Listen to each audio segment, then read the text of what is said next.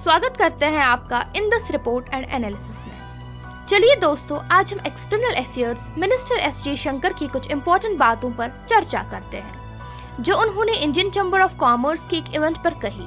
उन्होंने चाइना के साथ line of actual control LACP forces की डिप्लॉयमेंट को एबनॉर्मल बताया और इसके सिग्निफिकेंस पर जोर दिया। उन्होंने कहा कि गलवान क्लैश के बाद इंडिया ने काउंटर डिप्लॉयमेंट किया।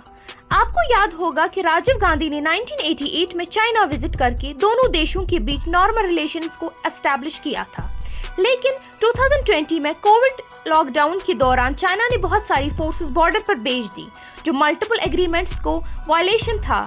गालवान वैली क्लैश में 20 इंडियन सोल्जर्स शहीद हुए थे, जो हम सब के लिए एक दुख भरा पल था। जयशंकर ने एम्फसाइज किया कि 4 साल से फोर्सेस नॉर्मल बेस पोजीशन से आगे डिप्लॉयड हैं और ये डिप्लॉयमेंट बहुत एबनॉर्मल है। उन्होंने इस बात पर भी जोर दिया कि हर इंडियन सिटीजन को देश की सिक्योरिटी का ध्यान रखना चाहिए। दोस्तों, ये हमारी जिम्मेदारी है कि हम अपने देश की सुरक्षा को कभी नजरअंदाज न करें। इकोनॉमिक चैलेंजेस पर भी बात करते हुए उन्होंने कहा कि मैन्युफैक्चरिंग और इंफ्रास्ट्रक्चर सेक्टर्स पर पहले ज्यादा फोकस नहीं दिया गया, जिस वजह से हम चाइना पर डिपेंडेंट हो गए हैं। उन्होंने सवाल उठाया, इंडियन बिजनेस चाइना से इतना क्यों खरीद रहा है? क्या दूसरे सोर्स पर डिपेंडेंट होना सही है? ये एक इम्पोर्टेंट सवाल है जो हर व्यापारी को सोचना चाहिए। जयशंकर ने बताया कि आजकल दुनिया भर में इकोनॉमिक सिक्योरिटी पर डिस्कशन हो रहा है। बहुत से कंट्रीज चाहते हैं कि कोर बिजनेस देश के अंदर ही रहे और सप्लाई चेन रिलायबल और छोटी हो। नेशनल सिक्योरिटी के लिए सेंसिटिव सेक्टर्स में हमें केयरफुल रहना होगा।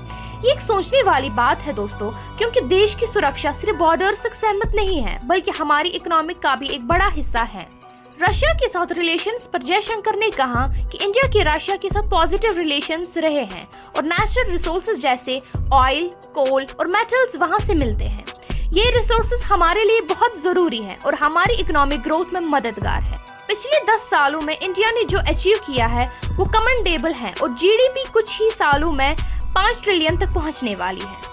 पहले मैन्युफैक्चरिंग और इंफ्रास्ट्रक्चर सेक्टर्स को सही तरीके से फोकस नहीं किया गया था और लाइसेंस परमिट राज ने ग्रोथ को रोक दिया था, लेकिन आज इकोनॉमिक ग्रोथ रेट उम्मीद का सोर्स है और इंफ्रास्ट्रक्चर और मैन्युफैक्चरिंग पर एम्फेसिस दिया जा रहा है, जो हाई ग्रोथ और जॉब क्रिएशन में मदद कर रहा है। दोस्तों, जयशंकर जी ने जो बातें कही हैं उनसे हमें ये सीख मिलती है कि देश की सिक्योरिटी और इकोनॉमिक स्टेबिलिटी के लिए हमें हर सेक्टर में स्ट्रांग रहना होगा। एबनॉर्मल मिलिट्री डिप्लॉयमेंट्स और इकोनॉमिक डिपेंडेंसीज को हमेशा ध्यान में रखते हुए हमें अपनी स्ट्रैटेजीज को अपडेट करते रहना चाहिए। देश की तरक्की और सुरक्षा दोनों हमारे हाथों में है और इन्हें मजबूत बनाना हमारी जिम्मेदारी है। हमारे साथ बने रहने के लिए धन्यवाद। आपका दिन शुभ हो।